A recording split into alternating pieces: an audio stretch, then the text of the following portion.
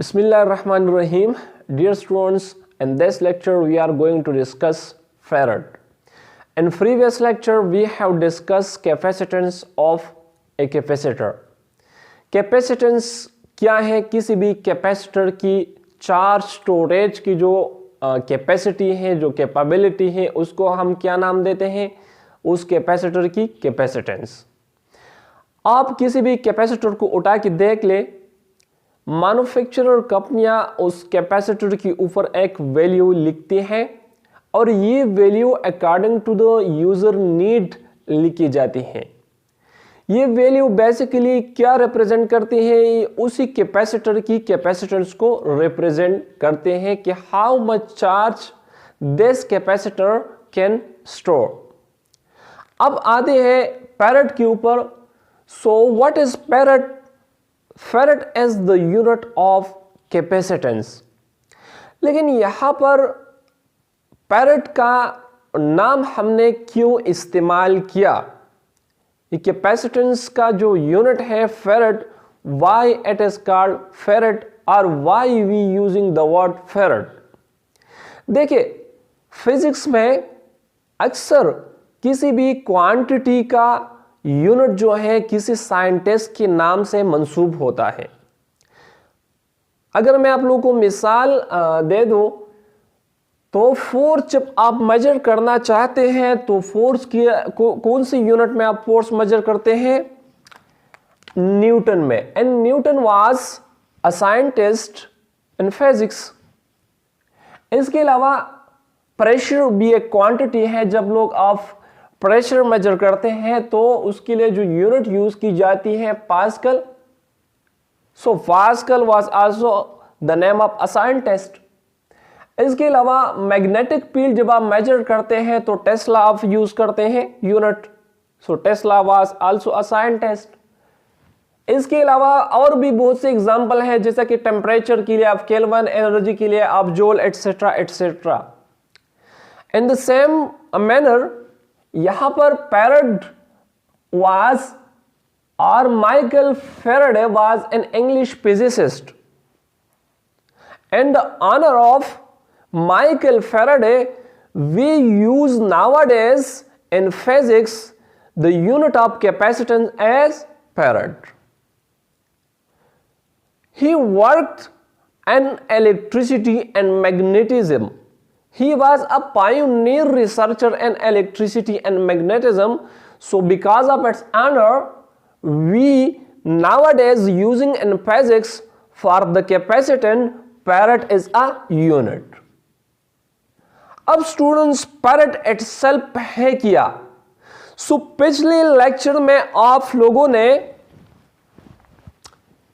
एक relation establish करती हुई देखा है। क्लियर? इससे पहले अगर मैं आप लोगों को बताता चलो कि फैराड क्या है, It is the basic or SI unit of capacitance।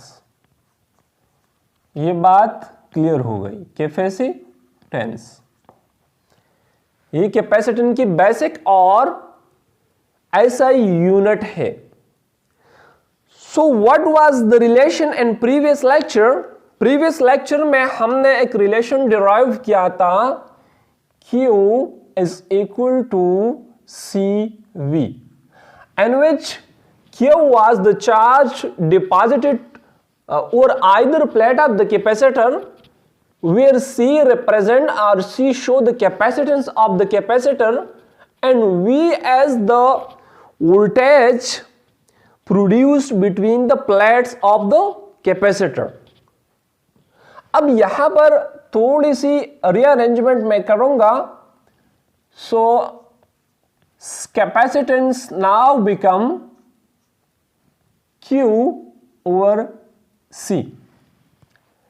अब यहां पर इस रिलेशन को मैं यूनिट फॉर्म में लिखूंगा, यानी यहां पर 3 टर्म्स इन्वॉल्व है, C, Q एंड V।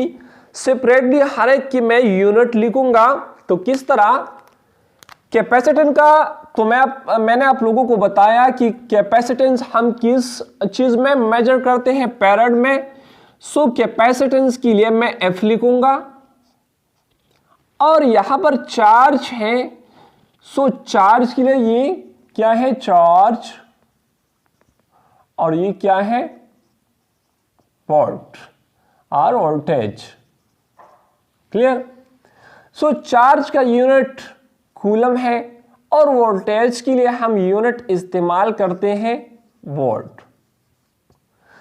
सो इन दो यूनिट्स की रेशो से जो यूनिट बनता है उसको हम नाम देते हैं फैराड की। अब स्टूडेंट्स, अगर मैं ये लिखूं कि 1 कूलम चार्ज हो जो किसी भी कैपेसिटर की प्लेट पर डिपॉजिट हो गया हो, और इन प्लेट के बीच पोटेंशियल जो प्रोड्यूस हुआ हो 1 वोल्ट हो, तो इस केस में हमारे पास कैपेसिटेंस की वैल्यू क्या होगी, 1 farad. Clear? 1 farad will be the amount of the capacitance. अब ये फैराड को आप लोग किस तरह डिफाइन करेंगे, तो बहुत सिंपल डिफिनीशन है फैराड की, और ये भी हम कह सकते हैं कि हाउ मच इज 1 फैराड और how much is the farad. So farad is the amount of capacitance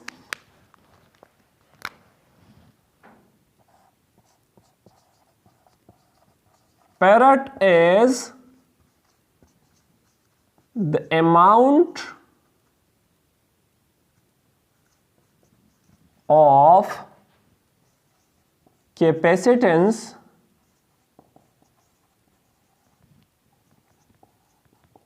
which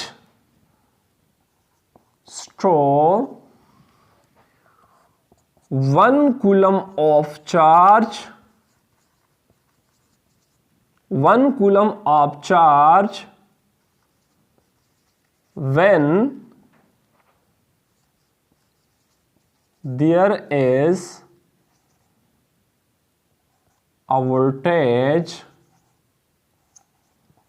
of 1 volt between the flats of a capacitor। क्या मैंने लिखा? 1 farad is the amount of capacitance which store 1 coulomb of charge when there is a voltage of 1 volt between the plates of the capacitor।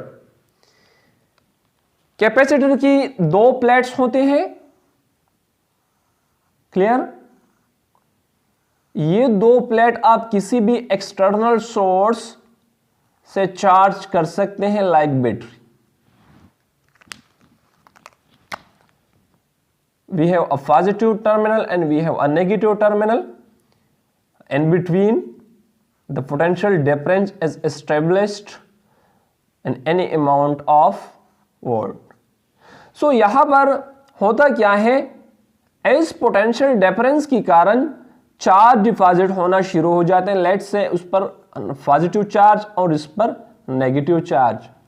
अब अगर ये charge 1 coulomb हो, ये जो charge deposit हुआ है अगर ये 1 कूलम हो, क्लियर, और इन 2 प्लेट्स के बीच जो पोटेंशियल डिफरेंस बना हो वो 1 वोल्ट हो, so in this case the capacitance in this situation will be 1 farad. Clear? कुछ भी मुश्किल नहीं है, बस आसान चीजें हैं, आप लोगों ने थोड़ी तवज्जो देने उसके ऊपर। अब यहां पर पिछले लेक्चर्स में in the start of the chapter मैंने आप लोगों को बताया था कि 1 coulomb is not the charge of a single electron और proton. 1 coulomb is a big unit of charge.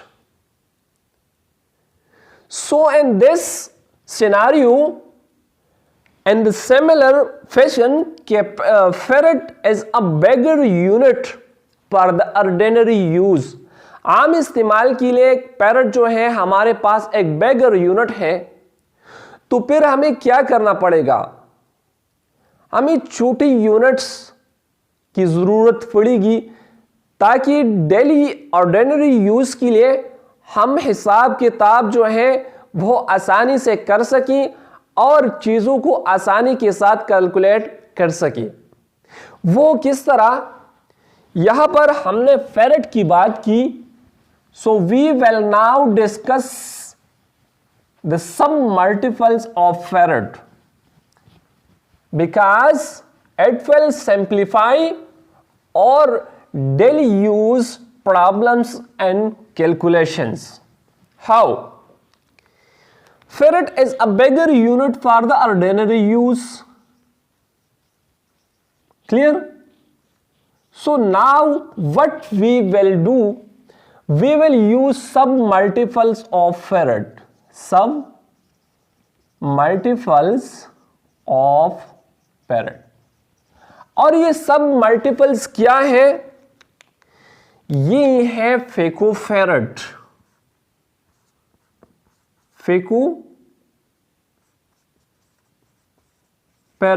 और दूसरा क्या है? Micro farad. अब ज्यादातर in most of the cases you will see the unit microfarad over each capacitor. आप किसी भी कैपेसिटर को उठा के देख ले तो उसकी ऊपर जो उसकी कैपेसिटेंस का जो वैल्यू लिखी होती है वो microfarad. Let's say we have 30 microfarad capacitor, 40 microfarad, 50 etcetera etcetera. It depend करते हैं यूजर की नीड पर। अब ये पेको आप लोगों को याद होना चाहिए। Phaco mean and mathematics, these prefixes and suffixes are 10 raised to the power minus 12। और farad आप लोगों को पता है कि farad क्या है।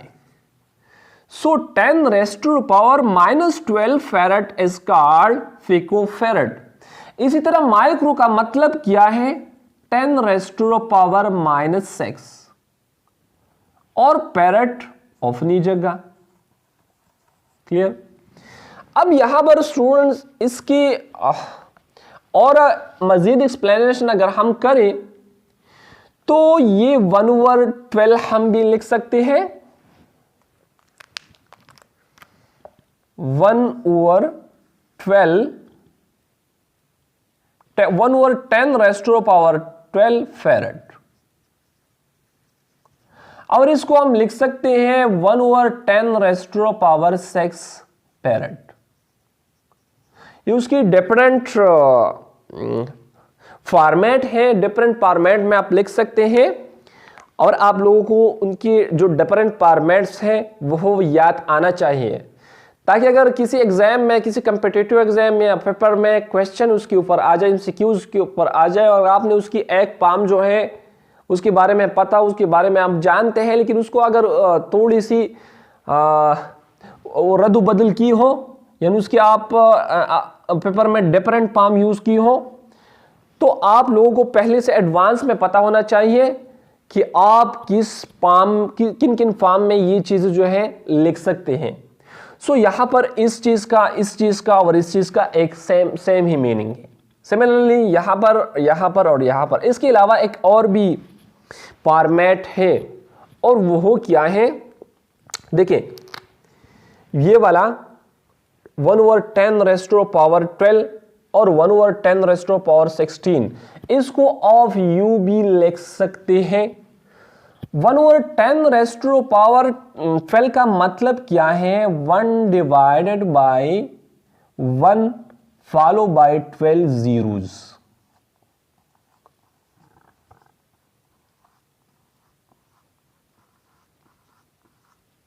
क्लियर? पैरेट। इसी तरह आप यू भी लिख सकते हैं 1/10⁻⁶ का मतलब क्या होगा 1 divided by 1 followed by 6 zeros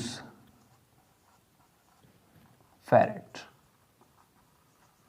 clear? So ये कितने फॉर्मेट हो गई लिखने की अलग अलग 1 2 3 4। इसके अलावा पिप फॉर्मेट भी है और वो आप किस तरह लिख सकते हैं यहां से आप देख ले। 10⁻⁻12 फैरेड को आप यू भी लिख सकते हैं 0.000। यहां पर आपने 11 zeros लगाने हैं। क्लियर? 9 zeros और 1 फैरेड। क्लियर? और ये वाला आप किस तरह लिख सकते हैं 10⁻⁻6 इसको आप लिख सकते हैं 0.50 फैरेड। क्लियर? सो ये कितने डिफरेंट फॉर्मेट्स बन गई, तकरीबन 6 डिफरेंट फॉर्मेट्स बन गई। ये आप लोग ये जो एंटर कन्वर्जन है उसकी जो डिफरेंट अशकाल है, जो फॉर्म्स हैं, वो आप लोगों को याद होना चाहिए। उसके ऊपर आप प्रैक्टिस कर लें ताकि अगर एमसीक्यूज में आ जाए तो आप करेक्ट क्वेश्चन जो है वो मार्क कर सकते हैं, करेक्ट आंसर मार्क कर सकते हैं। So student, this was all about the farad, जिस पर मुझे एक अलग वीडियो इसलिए बनाना पड़ी ताकि आप लोगों को फैरेट का जो कॉन्सेप्ट है वो बेहतर तरीके से समझ आ जाए। और हमारा कोशिश भी यही होता है कि चीज़ों को हम स्प्लिट करके करें, यानी चीज़ों को अगर आप किसी एक टॉपिक को एक ही स्टेप में आप करना चाहें तो ये थोड़ी मुश्किल और प्रॉब्लमेटिक सिचुएशन बन जाती है। लेकिन जब आप किसी भी टॉपिक को, और मैं आप लोगों को ये भी मशवरा देना चाहूँगा कि आप जो भी टॉपिक पढ़ना चाहते हैं सबसे पहले आप लोगों ने क्या करना है, उस टॉपिक को सेक्शन वाइज डिवाइड करें। जब आप इसको स्प्लिट करते हैं, उसके पार्ट्स बनाते हैं और फिर आप लोग उसका स्टडी करते हैं, उसका मुतालिया करते हैं, तो आप लोगों को ये जो स्टेप्स है, जो मवाद है, बेहतर तरीके से समझ आ सकते हैं और आप उनको इजीली मेमोराइज कर सकते हैं।